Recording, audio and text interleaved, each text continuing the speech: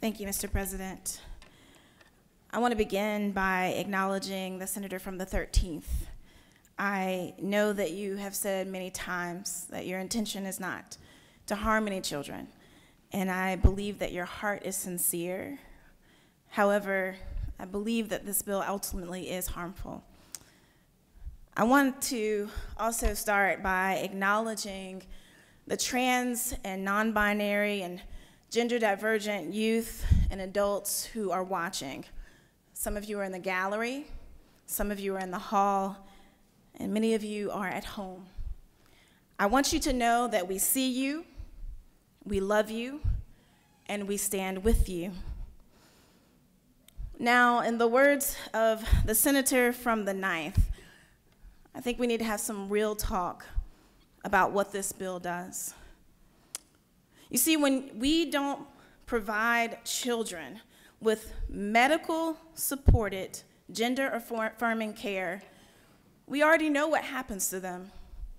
When a child doesn't receive the care that they need, they will find themselves binding their chest with duct tape and other materials so tightly that doctors have reported that there's been bruising and then breaking of ribs because they haven't had medically supported gender affirming care. We know, we've heard the stories of people who are tuck and then they end up with urinary tract infections again because they have not received the affirming care that they need. And we also have heard the stories of people, young people, cutting at and cutting off parts of their body that don't match what they want to see in the mirror. That's what happens when children don't have access to the kind of care that they need. I'm not making these things up. We know this to be true. Listen, I understand that you may not get what it is to be trans. You may not understand what it is to look in a mirror and see reflected back to you an image that doesn't match how you feel inside. And you don't have to understand it. I'm just asking you to be compassionate and empathetic towards it. Let's say that you do give a child puberty blockers. They take the puberty blockers, and when you're 12, it's fine not to go to puberty. When you're 13, it's probably fine not to go through puberty. But when you're 16 and you've been on a puberty blocker since you were 12, there are real medical problems that come if you're not allowed to have hormone replacement therapy alongside of it. There are bone density issues that can occur. There are all types of problems that can happen when you don't receive the hormones that all of us, when we go through puberty, need. So we cannot leave a child on puberty blockers and not prescribe them with the hormones that they need to make the transition.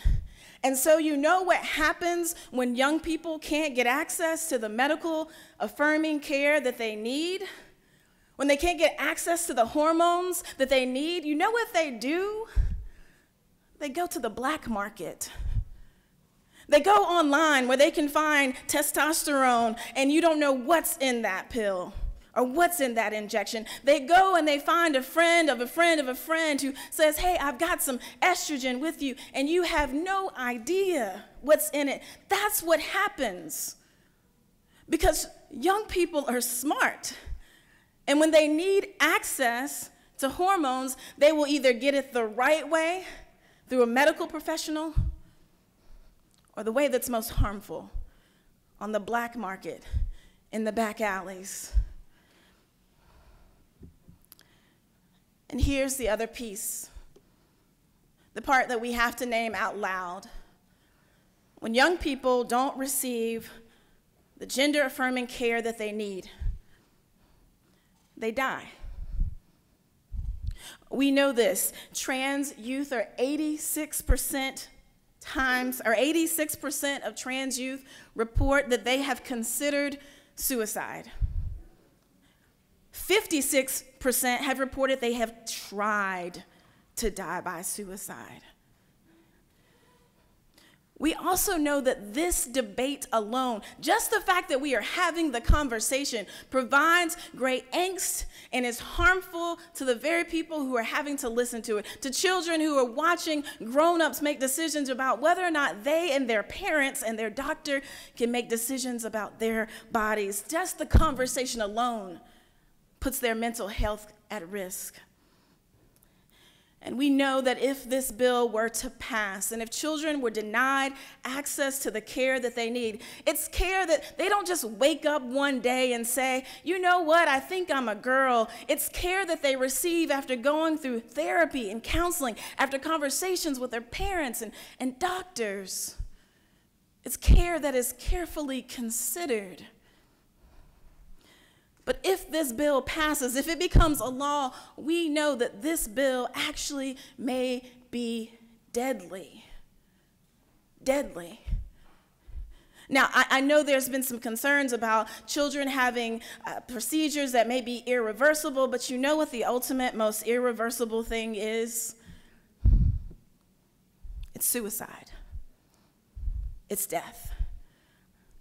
For me, more than anything, this is about mental health care. This is about making sure that children can be well while they go through a season of transition. This is about making sure that we create a state, a place, where children who are gender divergent know that they have a place here, where they can be safe, where they can receive the care that they need in a way that is good, not on the black market.